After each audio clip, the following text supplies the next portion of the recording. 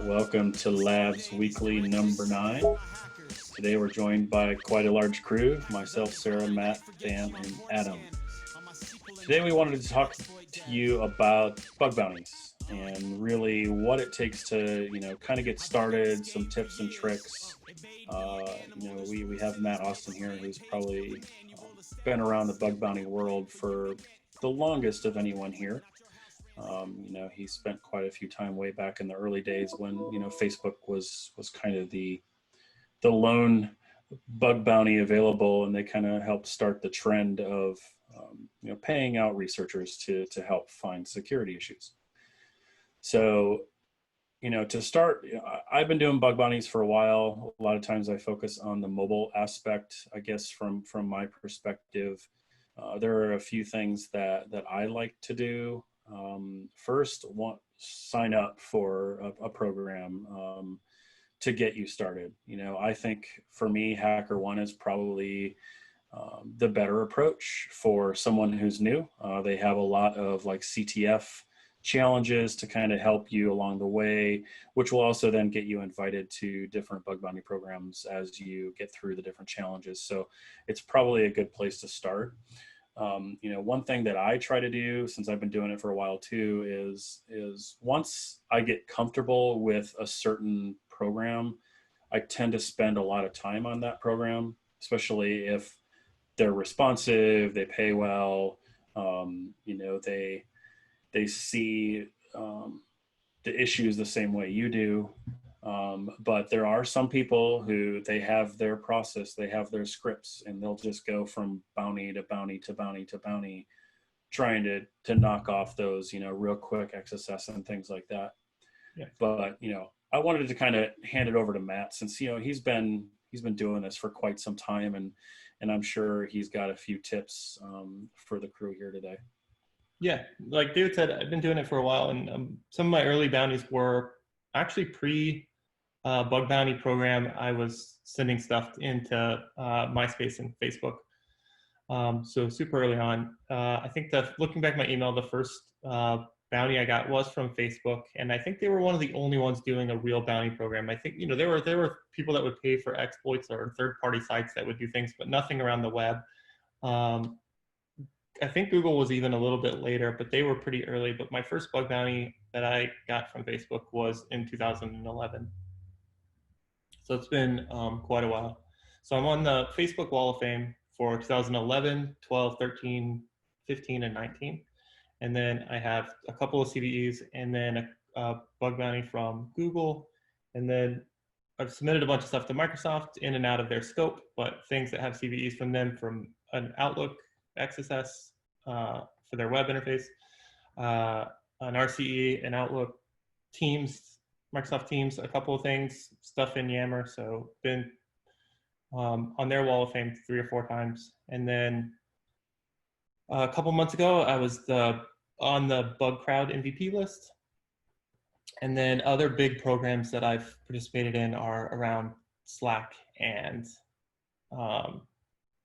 Atlassian and some of the other bigger names. And so there's a couple of things I wanted to talk about, and I think David did it pretty well.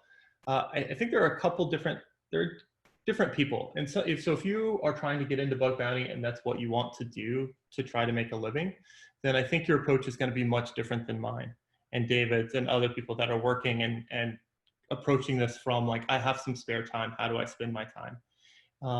If you have a limited amount of time, I think it's hard to jump into a bunch of new programs and get very deep. All you're going to be able to do is run scanners, and everyone is running scanners. So the chances of you hitting on something, unless you have special tools at finding special things, you're going to have a really hard time. And even then, you have to discover where you can use those tools in the app. And maybe it's different people, different users have different roles inside the application, and so they can see different endpoints. So all of that discovery takes some time. If you're looking for a bounty program, if you look through the list, click on their main website and then run burp, you're not going to find much. And anything you did find is going to be a duplicate waiting for, them to resolve it. And every person that's looking at bug bounty does at least that. So that's kind of a low effort approach. So if you're going to have like a breadth of sites, you're going to have to spend a bit of time in each one of those to be productive on them. So with my limited amount of time, I generally don't approach it that way. I go into, private programs are generally better because they have less eyes, so your chances of having a duplicate are lower. But I also try to focus on everyone can run a tool. So looking for just blasting SQL map and, burp or zap at every input does find things and does throw errors that may lead you to other things. But I think where you end up having an advantage over most researchers is diving into the app functionality.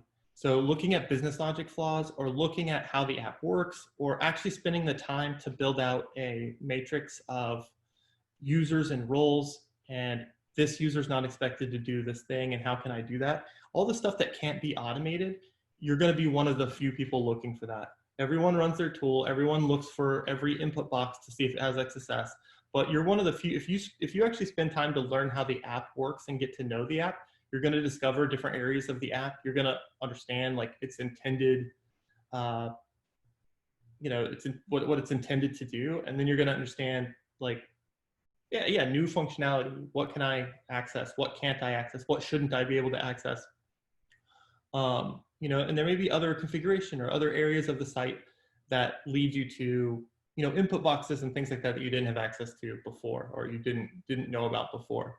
There are a lot of tools and a lot of crawlers that definitely help and give you a bunch of different links to try. But unless you understand the functionality of the app, it's going to be really hard to execute those or to evaluate those in a meaningful way, or see the types of requests that you want until you learn and explore the app.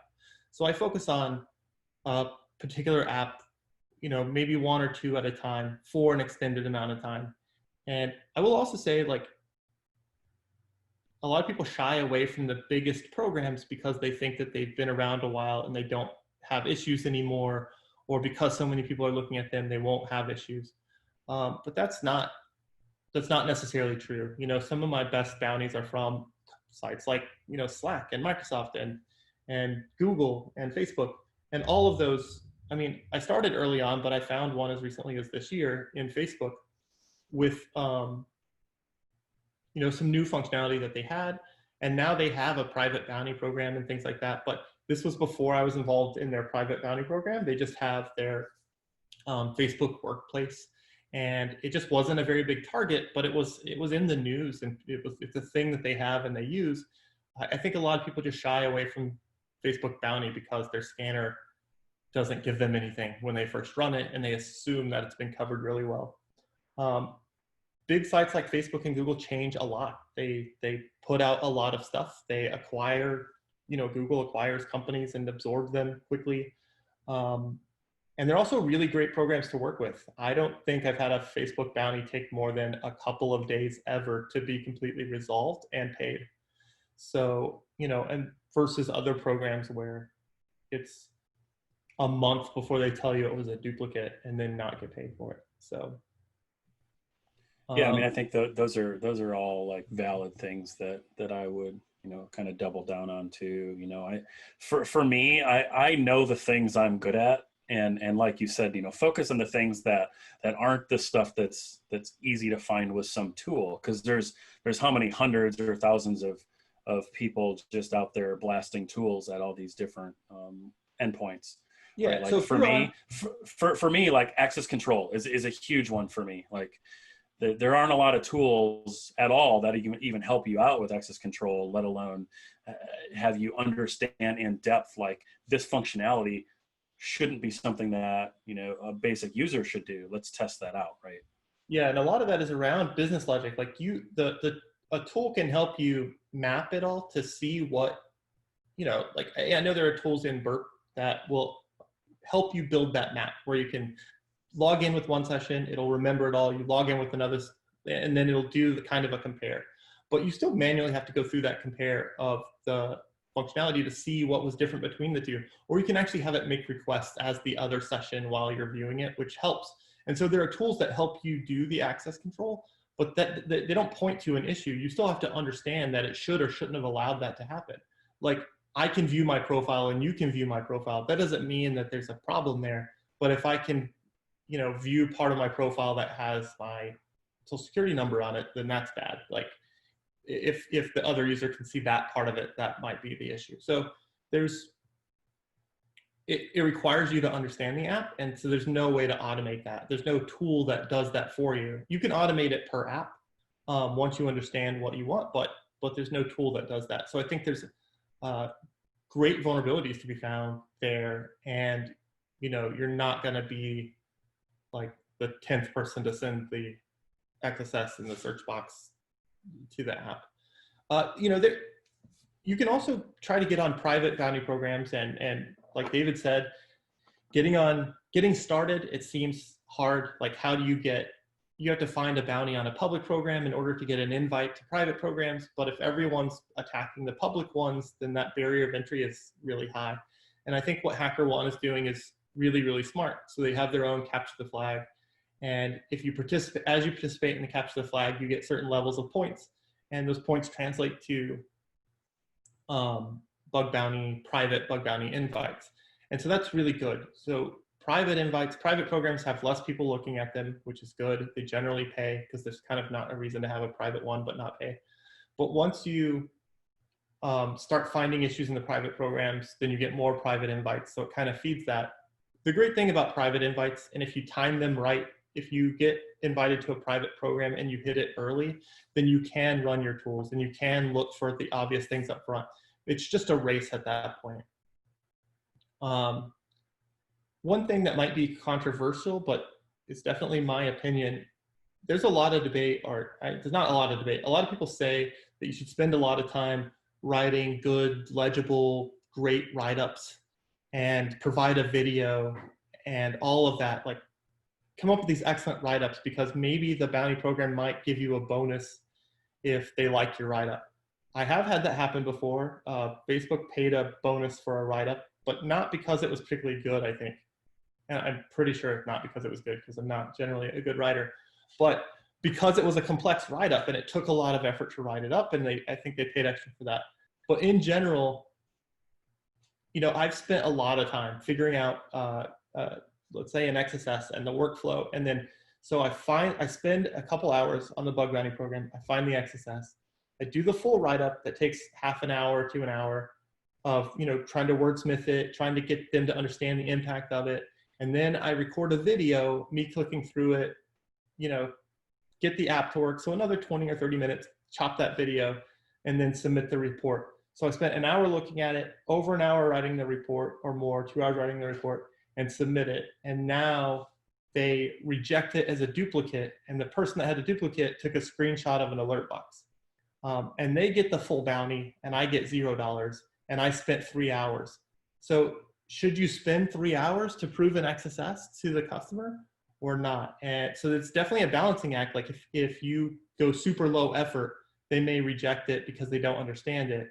But if you go super high effort, you just wasted your time in the rejection. And they can always ask for more information.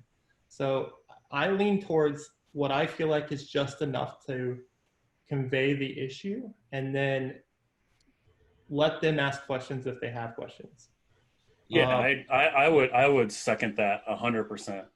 That goes against a lot of like the industry kind of advice, and it goes against advice that comes from like the CEO of HackerOne on Twitter, because he's pushing for good results. I will also say that like my first instinct was there are two types of programs. There are managed programs and unmanaged. So if you want to host a bounty program as a company, you can have a managed program where HackerOne or BugCrowd will do the initial triage, and you can tell that as a person, as a bug bounty hunter, you can see if a program is managed or not. And at first I thought, I'm going to just go after managed programs because I can explain issues.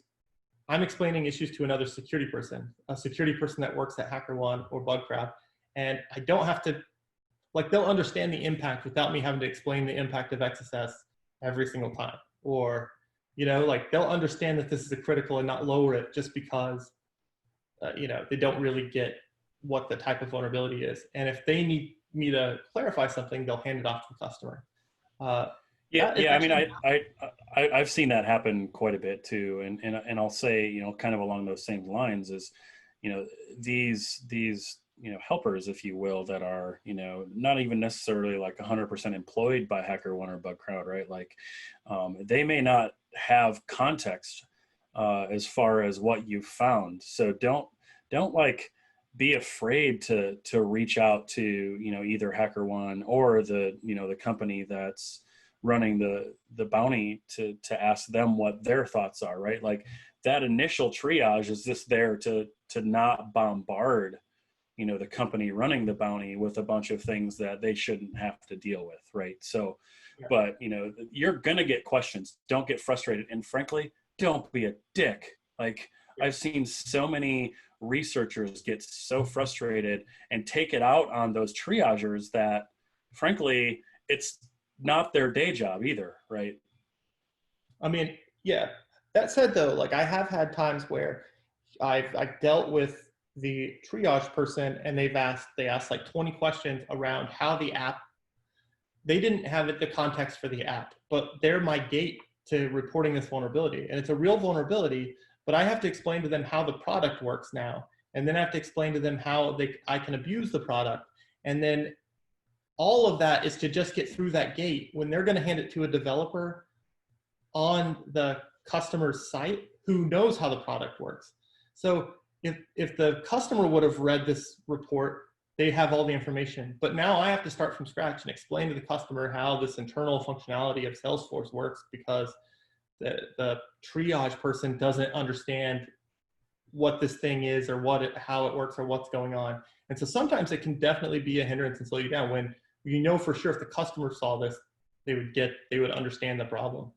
Yeah, So I've had both sides of that, right? Like some of the programs are great and they really want to work with researchers, and some of the programs that are not so great really try to downplay and string you along and silence research, not let you share stuff, downplay the severity and things like that. I've had both sides of that, which really is part of the reason why I don't participate in a lot of bounties.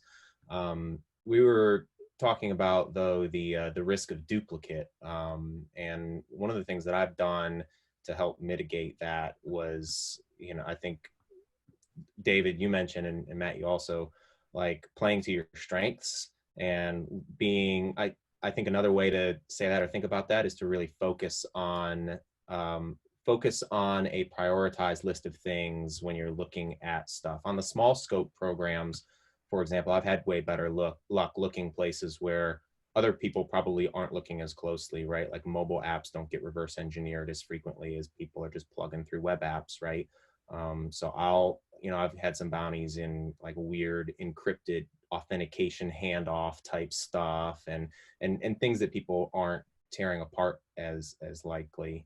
The big scope programs, I think are another, like for public programs, looking for programs that have like really big scope, like Verizon Media is a pretty well-known one, and Facebook, you were mentioning, Matt, Spotify, and places that have acquired a lot of people and focusing on really, really good OSINT, finding subsidiaries, new subdomains, and just digging deeper to find those prioritized list of things and not getting distracted with little issues, right? Like really prioritizing, like what are the things I'm going to find that are going to get me paid, like looking for the high severity stuff. Like, can I find SSRF across a list of like some weird subsidiary company that Google acquired that has not been really scraped through on all of their assets. And I use some different sources to find some of those subdomains. Like most people are familiar with DNS brute forcing using tools like Amass and scraping through Google or Census or Shodan or things like that. But there's also like certificate transparency. There's also like Rapid7 has their open data from scanning the entire internet, which you can do reverse cert name lookups on like SSL domains and things like that, digging through open source GitHub repos and then finding people that work for that company and going to their personal repos to try and find URLs like in their personal projects that aren't part of the organization's open source projects that have crossover, or pulling links out of those mobile apps or thick clients. And Matt, I know you have a lot of luck with thick clients, and it goes back to like not as many people are looking there as are looking at all of the like Facebook.com. Facebook.com is certainly a harder target, because a lot of people are poking at it. And sure, stuff changes all the time, but it's far more picked over, I think. Yeah. I mean, that is another approach as well, and it's not a bad approach, and it's something I've done in the past as well. So I've had a lot of luck and found a lot of vulnerabilities in Electron apps, and I definitely understand them really well, and I know how you can do things wrong. And Electron has a lot of issues where it's kind of insecure by default. The documentation is insecure, or they're all of the example code is insecure, and then they have a security document that says like, go rewrite all your stuff and do it this other way. Nobody really gets to the security document, and the defaults are bad, so a lot of apps have a lot of issues. That's kind of the one exception where I troll through all of the bug bounty programs and look for desktop apps all the time. And I mean, that's where I really like try to spread out, because I can look for a certain vulnerability that I think isn't going to be picked over in all of the apps pretty quickly. And so if you found an interesting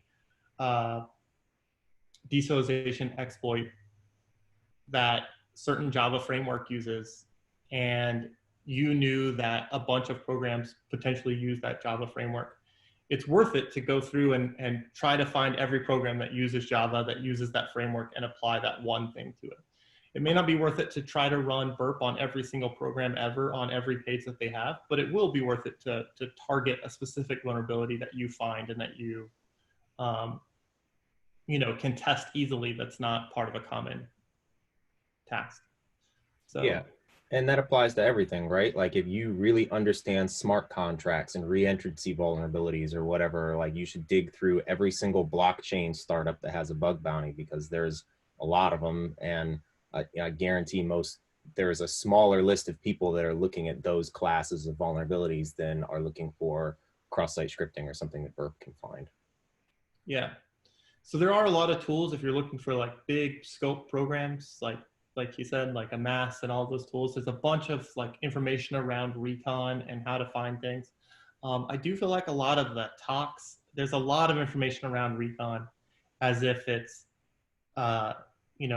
that it almost seems like you're encouraged to go to a big program with a huge open scope, run recon, run your tools, and then just go look at another big open project with another big open scope.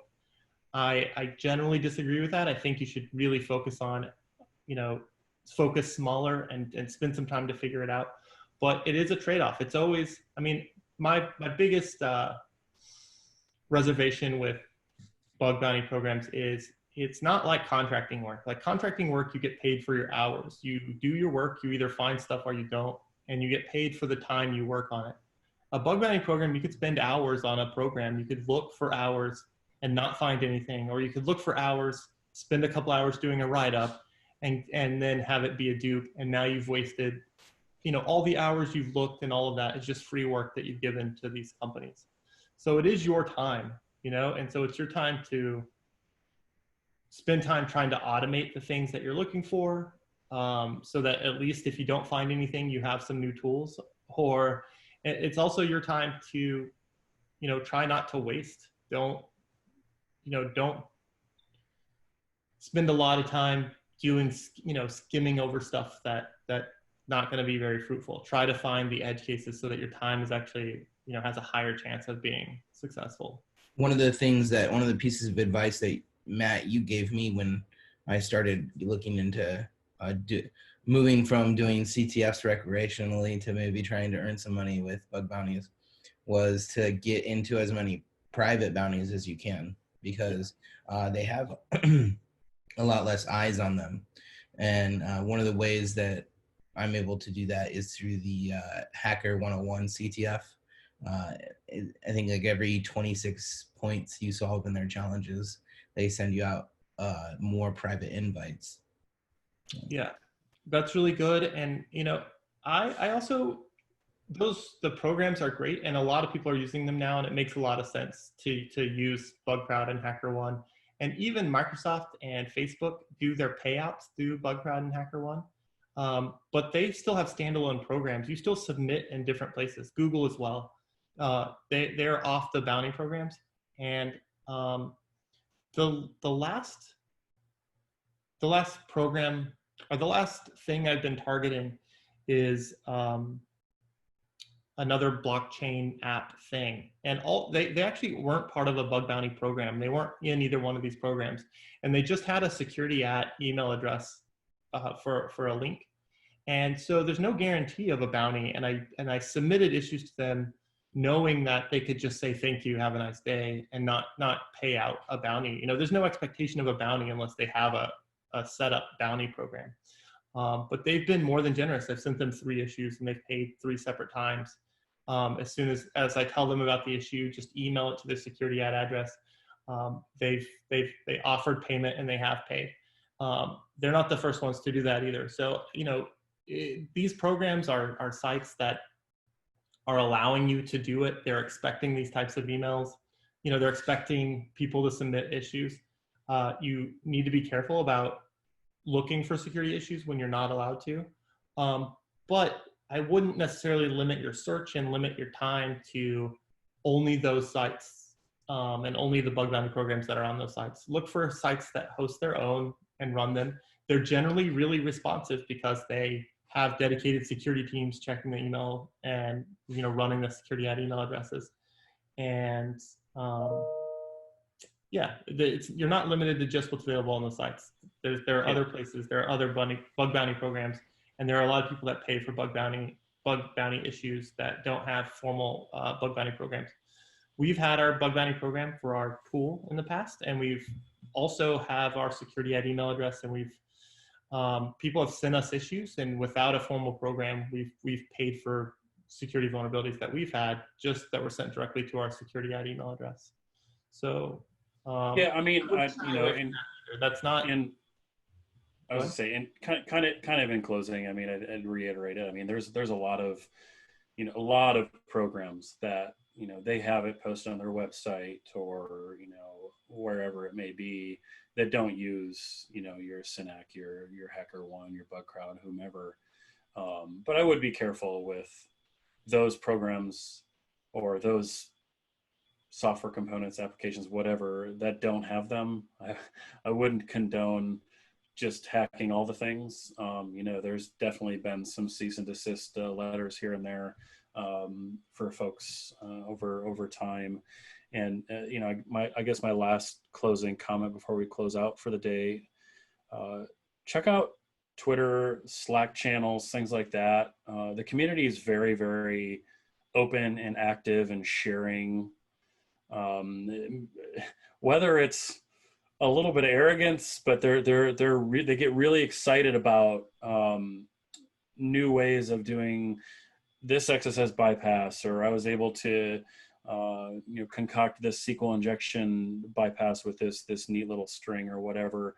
And I mean, frankly, it's all over Twitter and other Slack communities that I'm in. So I mean, definitely.